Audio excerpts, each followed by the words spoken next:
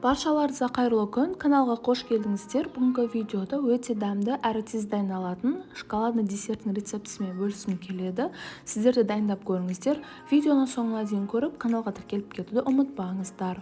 Ең алдымен бізге тазартылған банан керек, және де өзімізге ұнайтын кез келген шоколад түрін аламыз.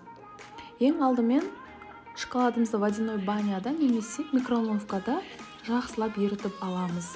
Содан соң суығанша шетке қоямыз. Ал енді десертімізге кірісеміз. Тазартылған бананымызды блендердің көмегімен жақсылап езіп аламыз.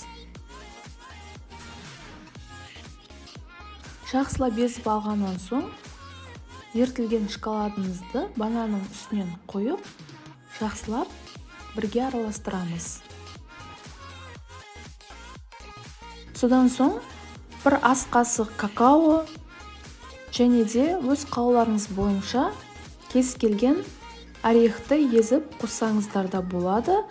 Бір шай қасық кокосовая стружка және де бір ас қасық сахарный пудра салып, барлығын жақсылап тағы да араластырып аламыз.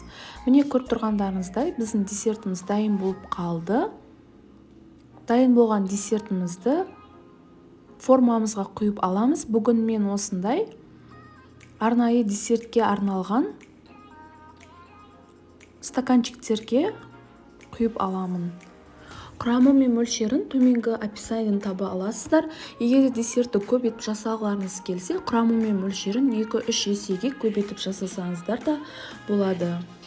Дайын болған десерттерімізді холодильникке 1-2 сағатқа салып алатын боламыз.